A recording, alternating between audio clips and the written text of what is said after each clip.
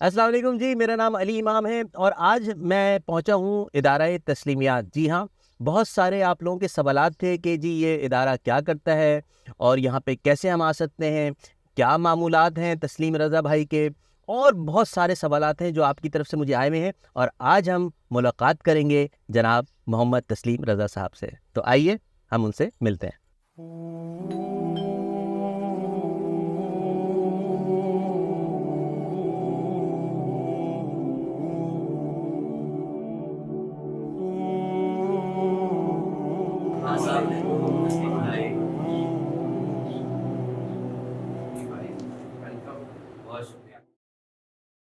تسلیم بھائی کیسے مزاج ہیں؟ سب ٹھیک ٹھاک؟ بڑا اچھا لگا، بڑا زبردست ویلکم دیا آپ نے ماشاء اللہ، بہت اور شکریہ۔ جو ہے بڑا دل خوش ہوا۔ سوالات تو بے انتہا اور بہت سارے لوگوں نے کیے تھے، میں نے بھی آتے ہوئے بھی رستے میں جو ہے وہ جب بات کی تو میں نے اس میں یہی کہا کہ بھائی آپ کے سوالات جو ہیں وہ تسلیم صاحب کے آگے رکھیں گے ہم۔ تو تسلیم بھائی میں شروعات کرتا ہوں کہ میں جب ریسرچ کر رہا تھا اور کچھ چیزیں بھی میں نے آپ کے کچھ انٹرویوز بھی دیکھے تو اس میں ایک جگہ مجھے ایک چیز نظر آئی اور وہ یہ تھی کہ آپ کو بچپن سے سیٹ بننے کا شوق تھا۔ تو یہ سیٹ بنتے بنتے تسلیم بھائی آپ یہ کیا آپ کس کام میں آ گئے، بالکل 180 ڈگری چینج؟ تو یہ کچھ تھوڑا سا بتائیں آپ۔ علی بھائی، سب سے پہلے تو آپ کا شکریہ۔ کچھ محرومیاں تھیں ہماری بچپن کی، والد صاحب کا انتقال ہو گیا تھا، تو ظاہر ہے ایک بچہ یتیم ہوتا ہے تو اس کے اندر محرومی زیادہ ہوتی۔ وہ محرومی تھی، جب بھی کوئی مجھ سے بچپن میں پوچھتا تھا کیا بننا ہے تو میں کہتا تھا سیٹ بن۔ سیٹ بن کے کیا کروں گا؟ پیسے کماؤں گا اور دنیا گھوموں گا۔ سو اللہ نے وہ خواہش بھی پوری کی الحمدللہ۔ اور سیٹ بھی بنے، پیسہ بھی کمایا، دنیا بھی گھومی۔ تو سمجھ میں ایک بات آئی کہ یہ جو غریبی سے امیری اور پھر فقیری، تو اندر کا سکون اور اطمینان جو ہے نہ وہ سیٹ بننے میں ہے نہ وہ دنیا گھومنے میں ہے، اگر وہ ہے تو اللہ کی رضا میں، اس کے ذکر میں، اس کی یاد میں۔ یہ جب باتیں سمجھ میں آنا شروع ہوئیں، کیونکہ بچپن میں بھی بزرگوں سے اکتساب فیض ملا، گھر کا ماحول بھی کچھ اسی طرح کا تھا، لیکن وہ محرومی کی وجہ سے یہ تھا کہ نہیں مجھے سیٹ بننا ہے۔ تو والدہ مجھے پکڑ پکڑ کے ادھر لاتی، لیکن میں پھر لیکن کچھ دیکھنے کے بعد، چورنگی گھومنے کے بعد اندازہ ہوا کہ نہیں، اصل راہ وہی ہے۔ اور شاید قدرت جب کسی سے کوئی کام لینا چاہتی ہے تو اسے کسی ایک پروسیس سے پہلے گزارا جاتا ہے۔ صحیح۔ اب کوئی غریب آتا ہے تو اس کا بھی مجھے پتہ ہوتا ہے کہ آپ گزرے اس چیز سے۔ ایک ایلیٹ کلاس سے کوئی آ کے بیٹھتا ہے تو ہمیں پتہ ہوتا ہے کہ اس کے مسائل کیا ہیں اور اس کا مقصد کیا ہے، اس کی ضرورت کیا ہے، اور فقیروں کا معاملہ الگ ہے۔ تسلیم بھائی یہ ایک تبدیلی کا ایک سفر ہے نا مسلسل، یعنی کہ وہ ایک غربت کا ایک دور اور وہ تمام چیزیں، اور پھر اس کے بعد الحمدللہ آپ نے اپنا کام بھی شروع کیا۔ تو اس میں آپ کو اوبویسلی ہر لیول پہ کوئی نہ کوئی تو ایک ایسی شخصیت جن سے آپ کا تعلق رہا ہو اور جس نے آپ کی بڑی ایک وہ جو اسپریچول گرومنگ ہے اور جو آپ کی جو دوسری جو آپ کارپوریٹ میں یا دوسری جگہ گھومتے ہیں، تو وہ کون لوگ تھے جن سے آپ کا بڑا اچھا سوال ہے یہ۔ میں اس معاملے میں واقعی خوش قسمت ہوں کہ رب تعالیٰ نے مجھے ہر قدم پہ ایسے لوگوں سے ملوایا۔ جب میں نے پہلی جاب کی تو وہاں ایک بڑی زبردست شخصیت تھیں، سید عبدالقادر شاہ صاحب۔ تو وہ خود بھی بزنس مین تھے لیکن وہ فقیر آدمی تھے، درویش آدمی۔ انہوں نے میری گرومنگ کی، 6 سال مجھے ان کے ساتھ کام کرنے کا، سفر و حضر میں ان کے ساتھ ٹریولنگ کرنے کا موقع ملا۔ تو انہوں نے، ان کی جو سب سے بہترین خوبی تھی وہ یہ تھی کہ وہ ڈیسیجن بہت زبردست لیتے تھے۔ مطلب مینجمنٹ میں نے ان سے سیکھی، انتظام، انصرام، یہ مجھے وہاں سے ملا۔ پھر اسی طرح مختلف بزرگوں سے اکتساب فیض ملتا رہا، موقع ملا ان کی پاپوش جوتیاں سیدھی کرنے کا، کئی اساتذہ کرام کی خدمت کی۔ اچھا، اولیاء سے، بزرگوں سے میرا ایک بچپن سے لگاؤ رہا۔ صحیح۔ جب ہم چھوٹے تھے تو مطلب ہمارے بچپن میں ہی ہمارے علاقے میں ہی بابا مجید اللہ شاہ صاحب، جن کا ہمارے پورے گھرانے پر ان کا خاص ایک فیض صاحب ارشاد بزرگ تھے، ماشاء تو بچپن ان کے ساتھ گزرا، تو وہ کچھ چیزیں ان سے سیکھیں، پھر آگے چلے تو کئی اور بزرگوں سے. پھر میں جب خاص طور پہ واصف علی واصف صاحب کے ساتھ جب میرا ایک ان کو پڑھنا شروع کیا تو بہت زیادہ چینج اگر آیا تو وہ واصف صاحب کی تھاٹ سے، ان کی باتوں سے مجھے بہت کچھ سیکھنے کو ملا. واصف صاحب سے کبھی ملاقات بھی آپ کی ہو پائی؟ نہیں، میرا روحانی ان کے ساتھ ایک ماشاء اللہ، تعلق ہے. ماشاء اللہ. جیسے علامہ اقبال جو ہے وہ پیر رومی کو اپنا مرشد رومی کہتے ہیں، جی اور دونوں میں 700 سال کا فرق ہے، بتائیں. لیکن وہ کہتے ہیں کہ اگر میرا مرشد ہے تو وہ رومی ہے. صحیح. تو کچھ روحانی کنیکشن ہوتے ہیں، کہیں سے آپ کو فیض ملنا ہوتا ہے. اچھا، یہ بھی ایک بڑی خوبصورت بات ہے، جب آپ اس راہ پہ چلنا شروع کرتے ہیں تو اگر آپ پرائمری میں ہوتے ہیں تو ویسا ٹیچر آپ کو مل جاتا. آپ سیکنڈری میں ہوتے ہیں تو بالکل. آپ ماسٹرز کر رہے ہیں اس راہ میں، سمجھو کہ یا M Phil P H D کر رہے ہیں اس راہ میں، تو قدرت آپ کو ویسا ٹیچر دے دیتی. وہ فزیکل بھی ہو سکتا ہے، وہ کتاب کی صورت میں بھی ہو سکتا ہے، وہ روحانی طور پہ بھی ہو سکتا ہے، لیکن رہنمائی آپ کی شروع ہو جاتی. صحیح صحیح. اکثر میں نے جو ہے ویڈیوز میں اور اکثر فیس بک پہ اور مختلف جگہوں پہ قاسم علی شاہ صاحب کے ساتھ بڑا آپ کا ایک قریبی تعلق دیکھا ہے، تو وہ بھی لوگ جاننا چاہیں گے کہ وہ کس طرح کا ہے، کتنی قربت ہے. جب وہ یہاں تشریف لاتے ہیں تو اکثر آپ ان کو ریسیو کرتے ہیں. شاہ صاحب سے ایک محبت کا ایک تعلق ہے. سید زادے بھی ہیں اور ایک اچھے ٹیچر، ایک استاد ہیں. تو شاہ صاحب سے بہت کچھ سیکھنے کو ملا. ایک وقت ایسا تھا یہاں کہ میری کچھ ہیلتھ کے بھی ایشو تھے، کچھ میں بستر علالت پہ تھا، تو ان دنوں میری شاہ صاحب سے ملاقات ہوئی. اچھا. تو وہ تعلق میرا دوستی میں بدلا، اور پھر ایک بھائیوں کی طرح انہوں نے ہمیشہ عزت دی. اللہ انہیں سلامت رکھے، خیر کا کام کرتے ہیں، لوگوں کو موٹیویٹ کرتے ہیں. لیکن جتنے لوگ بھی اس راہ میں اپنے اپنے حصے کے چراغ جلا رہے ہیں نا، جی وہ سارے مستحق ہیں اس بات کے کہ انہیں ان کا اکرام کیا جائے اور ان کی رسپیکٹ کی جائے. صحیح. تسیم بھائی، یہ تمام چیزیں جو ہیں، جو ایک چین سی کریٹ ہوتی چلی جا رہی ہے، آپ کی جو گفتگو سے میں اندازہ لگا رہا ہوں کہ بزرگوں سے بھی ایک تعلق ہو گیا، اور یہ تب کیا یہ سب حسن اتفاق ہے؟ عام لوگوں کے لیے تو ہے کہ وہ کہیں گے کہ حسن اتفاق ہے، لیکن خاص لوگ اسے حسن انتظام اور حسن اہتمام کہتے ہیں. واہ واہ. حسن انتظام اور حسن اہتمام. خاص لوگوں کے لیے حسن اہتمام. ان سے جب بھی کوئی کام لیا جانا ہوتا ہے تو قدرت ان کو اس طریقے سے اس راہ سے گزار دیتی ہے. اور جب کسی شخص کو یہ ڈاٹ جوڑنا آ جائے نا، آ جائے، یعنی ہم کہتے ہیں کہ ستاروں سے آگے جہاں اور بھی ہیں، لیکن یہاں سے شروعات ہوتی ہے آپ کی. جب آپ کو ڈاٹ جڑنا آپ شروع ہو جائیں، آپ کی یہ سمجھ آ جائے بالفرض کہ علی امام صاحب سے میرا تعلق کیوں بنا، یار میں اس شخص سے کیوں ملا، یہ میری لائف میں کیوں آیا، میں وہاں کیوں پہنچا، میں مطلب وہاں. جب آپ یہ چیزیں جوڑتے ہیں تو آپ کو وہ راز آئے سربستہ سمجھ آنا شروع ہو جاتے ہیں. صحیح صحیح. پھر آپ کو ہر رشتہ اچھا لگتا ہے اور ہر چیز سے آپ کو سیکھنے کو ملتا ہے. کیا بات ہے، کیا بات ہے. تسیم بھائی، یہ تمام جو اب سلسلہ جو چل رہا ہے، ایک تو وہ تھا جب آپ کا اسٹرگلنگ پیریڈ تھا، پھر آپ نے ماشاءاللہ ایک کام کی بنیاد رکھی، وہ ماشاءاللہ بام عروج کو پہنچا، اور اب ایک انٹائرلی ڈفرینٹ ایک اسپریچول ایک ورژن ہے جو ہم آپ کا دیکھ رہے ہیں. لیکن اس میں جو انیشلی میں آپ سے پوچھنا چاہ رہا ہوں کہ یہ کوئی تحریک ہے، تنظیم ہے، یہ جو آپ نے اب جو یہ سلسلہ شروع کیا ہے؟ کیونکہ اس طرح کی چیزیں میں نے بہت اور جگہوں پہ بھی دیکھی، لیکن at the end of the day وہ پھر چینج ہو جاتی ہیں. تو کچھ آپ اس حوالے سے فرمائیے کہ یہ جو ابھی ایک پکچر ہے وہ کیا وہی صحیح رہے گی، یا آگے چل کے کچھ آپ کا ارادہ ہے اس میں کچھ چینجز لانے کا؟ دیکھیں، آگے کے معاملات تو قدرت ہی بہتر جانتی ہے، لیکن ہمارا ایک ادارہ ہے، جی. کوئی تنظیم نہیں ہے. تنظیم اور تحریک میں ایک فرق ہوتا ہے. تحریک کسی حادثے کی صورت میں کوئی واقعہ رونما ہوا تو ایک تحریک کھڑی ہو گئی، بن گئی، اور وہ اس کام تک کے لیے ہوتی ہے. کام مکمل ہوا، وہ تحریک ختم ہو جاتی ہے. ٹھیک. لیکن تنظیمیں جو ہیں وہ مطلب باقاعدہ آرگنائز کی جاتی ہیں، بنائی جاتی ہیں، لیکن میرا کوئی تنظیمی معاملہ نہیں ہے. ٹھیک ہے. ایک ادارہ ہے.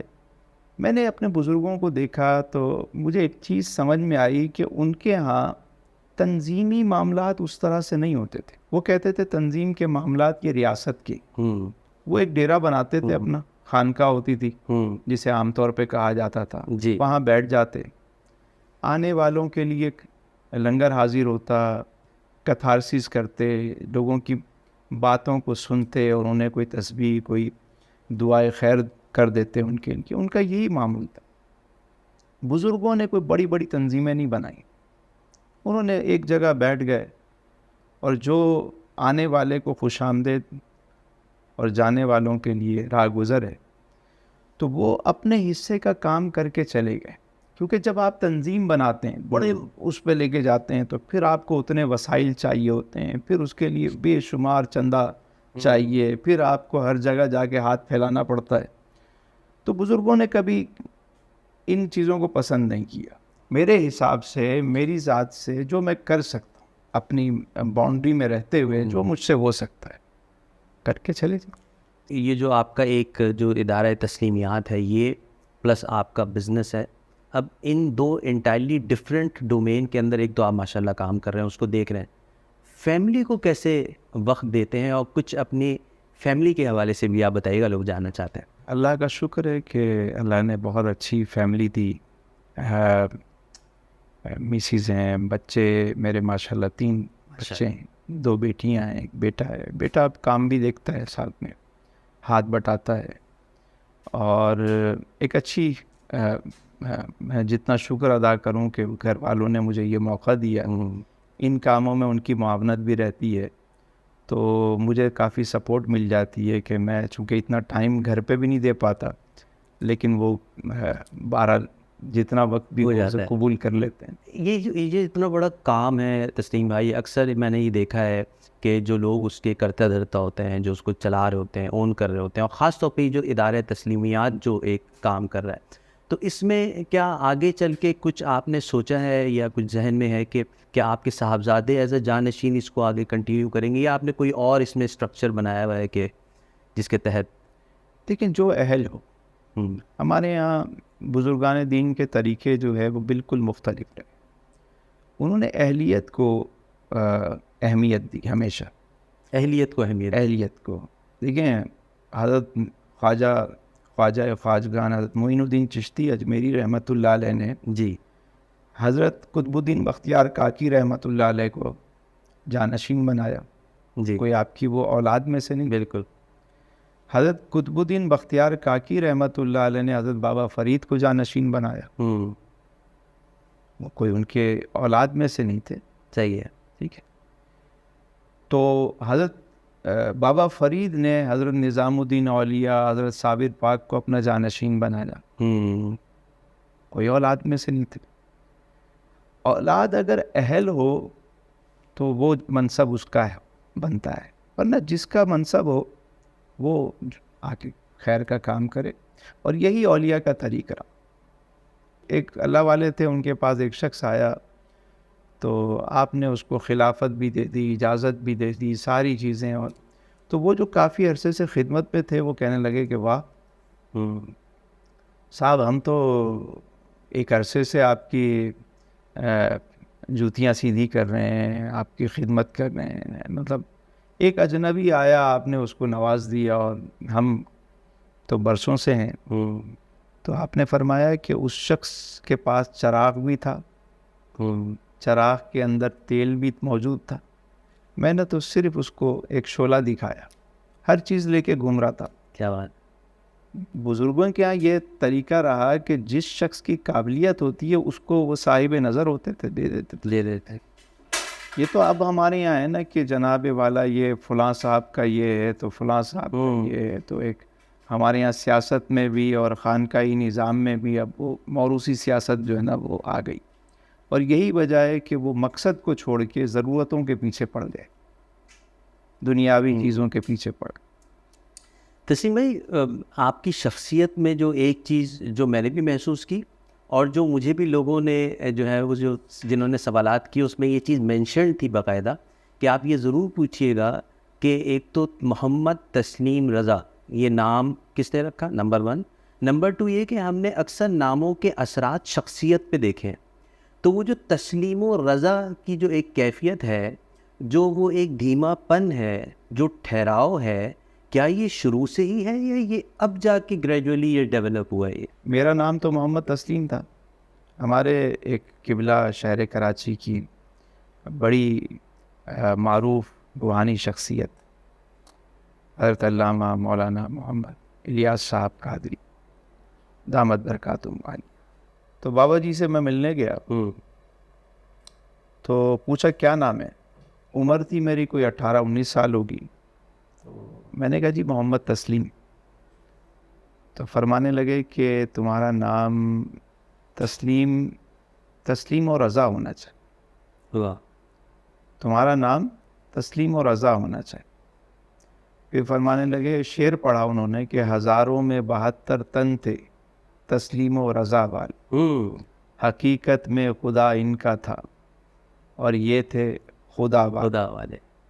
دوائے درد اسیاں پنج تن کے در سے ملتی ہیں، زمانے میں یہی مشہور ہیں دارالشفا والے. کیا بات ہے، کیا بات. تو تسلیم سے وہ تسلیم و رضا کا جو ایک لقب ملا، جی، تو میں سمجھتا ہوں کہ یہ اللہ والے نے یہ نام مجھے ایک نسبت سے دیا. تو میں تو آج بھی دعا کرتا ہوں کہ اللہ تعالیٰ مجھے اس میں بامسمہ بنائے. آمین. جو میرا نام ہے اور جو میری شخصیت ہے وہ ایک ہو جائے، میرا ظاہر باطن ایک ہو جائے. تاکہ دیکھیے جب تک آپ اپنے نام سے سنکرونائز نہیں ہوتے نا، جب تک معاملات کچھ اور ہوتے. صحیح. اگر آپ اپنے نام کے ساتھ سنکرونائز ہو جائیں، یعنی جو یعنی بندے کا نام قاسم ہے اور وہ تقسیم کرنے والا ہے، صحیح. تو اب وہ اپنے نام کے ساتھ جڑ گیا اور اس کو وہ اثرات ملتے ہیں اس سے. تو جو نام ہو اور اس کی لاج کوئی رکھے، میں تو یہی دعا کرتا ہوں کہ رب مجھے اس میں بامسمہ بنائے، مجھے تسلیم یعنی ایکسیپٹ کرنا اور اس پہ راضی رہنا. اللہ تعالیٰ مجھے سدا راضی رہنے والا آمین. آمین. قبول کرے. بس میری تو یہ، میں تو طالب علم ہوں، سیکھنے کی کوشش کر رہا ہوں. ماشاء اللہ، ماشاء اللہ. تسلیم بھائی، جب میں انٹر ہوا، کیونکہ بہت سیریس گفتگو جاری ہے، میں نے کہا تھوڑا سا اس کو ذرا لائٹر موڈ پہ بھی لائیں. جب میں انٹر ہوا تو میں نے دیکھا کہ کچھ باکسز بھی بنے ہوئے ہیں، کبوتر بھی ہیں. کچھ میری نظر آس پاس پڑی تو بڑے یعنی کہ ہرے بھرے درخت اور پودے لہراتے پھر ہیں وہاں پہ ماشاء اللہ. تو یہ جو نیچر سے جو ایک قربت ہے، اور وہ آپ کو ابھی انیشلی وہ شروع ہوئی یا پہلے سے ہی آپ کو اس کا شوق تھا؟ اور یہ کبوتروں کو جمع کرنا، یہ کیا کوئی خاص اس میں؟ خیر، درختوں سے تو مجھے ایک محبت ہے ماشاء اللہ. اور میں سمجھتا ہوں کہ ہمارے یہاں درخت کٹ جائے تو اس کی اہمیت ہوتی ہے کہ کتنا قیمتی درخت ہے، کہ کتنی kg اس میں سے لکڑی نکلے گی. بالکل بالکل. میں سوچتا ہوں کہ یار اگر درخت زندہ ہے تو اس کی ہم قیمت کیوں نہیں لگاتے؟ کیا بات ہے. یعنی کس دنیا میں ہم رہ رہے ہیں کہ درخت کٹ جائے تو اس کی قیمت لگاتے ہیں، بالکل بالکل. اور وہ کھڑا ہوا ہے تو اس کی کوئی قیمت ہی نہیں. کوئی نہیں ہے. تو شہر کراچی میں مطلب درختوں کی آپ نے دیکھا ہوگا کمی بہت ہے. تو مجھے ویسے بھی شوق ہے، مجھے نیچر کے ساتھ رہنے کا جتنا شوق ہے، مجھے یہ چیزیں بہت زیادہ پسند ہیں. تو میں نے گھر میں جہاں موقع ملتا ہے میں وہاں کوئی نہ کوئی درخت، پودا، گملہ لازمی، مطلب یہ میری سمجھو کہ حصہ ہے میری زندگی کا. آپ کی زندگی کا. اور کبوتر جو ہے، جب ہم یہاں آئے تو یہ کبوتر یہاں تھے. اچھا. ہاں، تو جب وہ صفائی وغیرہ ہوئی اور بہت برسوں پہلے کی بات ہے، تو ان کو کئی دفعہ بھگانے کی کوشش کی جو کام کر رہے تھے مزدور، تو یہ بھاگتے نہیں تھے، شام کو پھر آ جاتے. تو مجھے بتایا گیا کہ بھائی یہ تو، میں نے کہا ہو سکتا ہے کہ یہ اصل مکین ہو یہاں کے. کیا بات ہے. ہم مسافر ہو، ہم سے پہلے سے ہیں، تو اس کا مطلب ہو سکتا ہے یہ انہی کا گھر ہو. بالکل. ہم ان کو کیوں نکالیں؟ پھر اس کے ہم نے وہ باکسز بنا کے لگا دیے. اچھا. اور اب وہ وہاں اپنی فیملی کے ساتھ مزے سے رہتے ہیں. کبوتروں کا بڑا تعلق ہے، یہ بھی ایک روحانیت کے ساتھ ان کا بڑا ایک گہرا تعلق ہے. آپ دیکھیں گے مدینہ شریف میں بھی کبوتر چوک ہے, مکے میں بھی آپ بالکل بالکل کبوتر چوک بنا ہوا ہے, مطلب ہر اللہ کے ولی کے دربار پہ آپ دیکھیں گے کبوتر ہیں. ایسے ہی. تو یہ کبوتروں کا تعلق بڑا, وہ بھی تو کبوتری تھی نا جس نے انڈے دیے تھے جی ہاں, غار سور کے تہانے پہ. جی ہاں جی ہاں, تو وہ کبوتری ہی کیوں تھی؟ ماشاء اللہ. تو کوئی تو راز ہوگا اس میں. جی بالکل بالکل. تو بہرحال یہ بس ہم نے کہا کہ اس کو رہنے دیں. یہ جو آپ کا ایک شوق ہے یا آپ اس طرح کے ماحول کو پسند کرتے ہیں جس کو ہم آرگینک کہتے ہیں ماحول, تو آپ کی جو والدہ محترمہ ہے, اللہ تعالیٰ ان کی عمر میں برکت دے, تو ہمیں یہ بھی ہم نے یہ دیکھا ایک جگہ انٹرویو میں کہ آپ ان کے حوالے سے بھی کافی فکر مند رہتے ہیں, اور کچھ ان کی خواہش ہے, اس خواہش کا اگر آپ ذکر ہمیں ہماری آڈینس کو بتائیں. ایک دفعہ انہوں نے بچوں کو جمع کیا تو کہنے لگیں والدہ کہ آپ سب کی شادیاں ہو گئیں, بہنوں کی شادیاں ہو گئیں, سارے کام ہو گئے. کہنے اب میری ایک خواہش, میں چاہتی ہوں کہ جب میرا وصال ہو تو ایک ایسی جگہ مجھے دفنایا جائے کہ جہاں چاروں طرف بچے بیٹھ کر اللہ کا کلام پڑھتے. ماشاء اللہ. تو والدہ کی اس بات نے مجھ پہ بڑا اثر کیا کہ میں دیکھتا ہوں کہ بڑے بڑے لوگ مطلب پراپرٹی کا بزنس کر رہے ہیں, ٹائکون ہے, لیکن جب دنیا سے جاتے ہیں تو ایسی جگہ ان کو ڈال دیا جاتا ہے. وہ کیا کہتے ہیں کہ 2 گز زمین بھی نہ ملی کوئے یار میں. جی جی. تو خود ساری زندگی پراپرٹی کا لوگ کام کرتے رہے, لیکن آخر میں ایسی جگہ دفنائے گئے کہ جہاں. تو والدہ کی ایک خواہش جب سمجھ میں آئی تو پھر ہم نے بھی کوشش کی, تو وہ اللہ پاک نے کرم کیا تو ایک جگہ ملی, تقریباً 8 ایکڑ زمین ملی. اچھا ماشاء اللہ. وہ خریدی گئی اور پھر وہاں پہ ایک جامعہ کی بنیاد رکھی, ماشاء اللہ. جامعہ سیدنا امیر حمزہ رضی اللہ, ماشاء اللہ. حضور کے پیارے چچا کی نسبت جی سے اس کا نام, کیا یہ نام بھی والدہ نے دیا, یہ نام رکھا. ماشاء اللہ. تو ماشاء اللہ اب وہاں جامعہ میں ایک مسجد بھی, جامعہ مسجد بنائی جا رہی ہے. تو وہاں بچے ماشاء اللہ 250 350 بچے پڑھتے ہیں وہاں پہ. تو وہاں خواتین کا بھی اور بچوں کا بھی, اور مطلب ایک تعلیمی سلسلہ جاری ہے وہاں پہ. ابھی تو صرف بچوں کا ہے, اچھا, آگے چل کے بچیوں کا اور باقی بھی تعمیراتی کام وہاں جاری ہیں. تو وہ ایک خواہش ہے والدہ کی کہ والدہ وہاں جاتی بھی ہیں ہر جمعرات کو, بچوں کے ساتھ بیٹھتی ہیں چیزیں. ان کی یہ خواہش اور ہماری بھی اب یہ خواہش ہے کہ جاتے ہوئے کوئی ایسا خیر کا کام کر جائیں, کوئی ایسا درخت پودا لگا جائیں کہ ہمارے بعد آنے والی نسلیں بھی اس سے استفادہ کریں اور ہمارے لیے ایک صدقہ جاریہ ہو. بالکل. تسلیم بھائی, بڑی ہی مطلب سیر حاصل, فکر انگیز تو آپ کی گفتگو ہمیشہ ہی سے ہوتی ہے, اور یہ سلسلہ ابھی جاری رہے گا. ہم چاہیں گے کہ آپ کا جہاں پہ گوشہ درود و سلام ہے ماشاء اللہ, کچھ وہاں پہ چل کے گفتگو ہو جائے اور اس کے حوالے سے کچھ سوالات ہو جائیں انشاءاللہ. Most welcome. آئیے تسلیم بھائی, ہم گوشہ درود و سلام میں ماشاء اللہ موجود ہیں. یہ جگہ جو ہے وہ کافی وسیع ہے اور کافی لوگ بھی اب آتے ہیں یہاں پہ. تو آپ کچھ بتائیں گے کہ شروعات میں یہ اتنا ہی تھی یا یہ پورا ہی گھر آپ کا جو ہے ادارہ تسلیمیات تھا؟ جہاں سے آپ ان ہوئے ہیں جی, وہ جو جگہ آپ نے دیکھی, تو سب سے پہلے تو ہم وہاں بیٹھتے تھے. اچھا, اور تقریباً کوئی میرا خیال ہے 5-6 لوگ تھے. ٹھیک ہے. اور بس اسی طرح وہ کووڈ شروع ہوا تو ہم نے کہا کہ بھائی یہاں بیٹھ کے درود شریف پڑھ لیا جائے. تو وہ ہمارے بابا جی تھے, بابا مجید اللہ شاہ صاحب, وہ ہر جمعرات کو 1100 مرتبہ درود خضری پڑھتے تھے. اچھا, تو بچپن سے ہم نے دیکھا تو ہم نے کہا چلیں ہم بھی 1100 دفعہ درود خضری پڑھتے ہیں. تو درود شریف پڑھنے کے لیے بیٹھے تو نعت خواں بھی آ گئے, تو نعت شریف بھی ہو گئی. تو انہوں نے کہا جی کوئی گفتگو کیجیے, تھوڑی سی کوئی دینی بات بھی ہو جائے. صحیح. ایک آدھ حدیث شریف بیان ہو گئی, کوئی واقعہ بیان ہو گیا. تو یوں ہی ایک سلسلہ جو ہے وہ چل پڑا. نیکسٹ جمعرات جو ہے وہ 6 لوگ ہو گئے, پھر 7, پھر 8, پھر کرتے کرتے یوں بڑھتے چلے گئے. اب اس میں جو مزیدار بات ہے, اب وہ کسی نے کہا کہ اس کی ویڈیو بنائی جائے, تو بھائی نام کیا رکھیں؟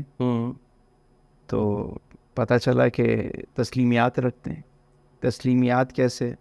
تو بھائی تسلیم کی باتیں ہیں تو تسلیمیات ہونا چاہیے. یہ آپ کا آئیڈیا تھا تسلیمیات؟ یہ ہمارے آپ جیسے ایک اور ہمارے دوست ہیں علی بھائی, اچھا اچھا, تو انہوں نے یہ خوبصورت نام دیا ماشاء اللہ. کہ جب بات آپ کی ہے, اگر معاش کی بات کی جائے معاشیات کہیں گے, اسلام کی بات کی جائے تو اسلامیات کہیں ٹھیک ہے, تو تسلیم کی بات ہے تو تسلیمیات. کیا بات. تو مجھے نام بڑا اچھا لگا, میں نے کہا یار ہو سکتا ہے کہ یہ بھی اللہ نے اس میں برکت دے دی. تو ہم نے وہ جگہ جو تھی وہ ہمارا اس جگہ کا نام ہم نے رکھا تھا گوشائے درود و سلام. صحیح. جو ادارہ ہم نے بنایا جہاں یہ بیٹھنے لگے تو اس کا نام ادارہ تسلیمیات. تو وہاں 5-6 لوگ اس جگہ پہ بیٹھتے تھے اور اس طرح ایک آغاز ہوا. پھر ہم یہاں اس جگہ آ کے جہاں بھی آپ تشریف فرمائے تو یہ چھوٹی سی ایک بیٹھک تھی, پھر یہاں لوگ پھر آہستہ آہستہ یہ لوگ بڑھتے گئے. تو یہ جو آگے کا سلسلہ تھا یہ بھی ہم نے اس کو وال ہٹا دی تو یہ ایک پورا ہال بن گیا. پھر ماشاءاللہ وہ بھی بھر گیا. اب ہماری محفل اوپر چھت پہ ہوتی ہے تو ماشاءاللہ وہ چھت بھی اب بھر گئی. تو اب کیا ہوگا, لوگ پوچھتے ہیں کہ اب کیا کریں گے. تو میں نے کہا جی اب جن کی محفل ہے وہ خود انتظام کریں, ہمارے پاس جو چیز ہے وہ حاضر ہے. صحیح. تو محفل جب شروع ہوتی ہے تو 9 بجے جماعت ہوتی ہے. ٹھیک ہے. اس کے بعد درود خوانی کی محفل ہوتی ہے, اس میں پھر سورہ ملک پڑھی جاتی ہے, درود تاج پڑھا جاتا ہے, اور اس کے بعد دعا ہوتی ہے. تو ایک نشست تقریباً 9:30 بجے مکمل ہو جاتی ہے. دوسری نشست میں پھر نعت شریف پڑھی جاتی ہے, کچھ ہماری گفتگو ہوتی ہے, کچھ سوال جواب ہوتے ہیں, پھر اس میں آخر میں اللہ کا ذکر کرایا جاتا ہے. تو یوں جو ہے وہ دوسری نشست تقریباً یہ ٹوٹل جو دورانیہ ہے دونوں نشستوں کا وہ تقریباً 9 بجے سے 11 بجے ٹائم فکس ہوتا ہے. 9 بجے شروع کرتے ہیں اور 11 بجے مکمل کرتے ہیں. یوزلی تو دیکھا یہ گیا ہے تسلیم بھائی کہ اکثر اس طرح کی محافل دیر سے شروع ہوتی ہیں اور پھر رات گئے جاری رہتی ہیں اور ان کے بھی ٹائمنگ کو نہیں دیکھا جاتا. میں نے اپنے بزرگوں سے یہی سیکھا کہ وقت کی پابندی رکھی, چاہے ایک شخص آئے 2 آئے, ہمارا کام ہے دریاں بچھانا. لوگ کہاں سے آتے ہیں, کھلانے والے بھی آ جاتے ہیں, کھانے والے بھی آ جاتے ہیں, محفل جم جاتی ہے.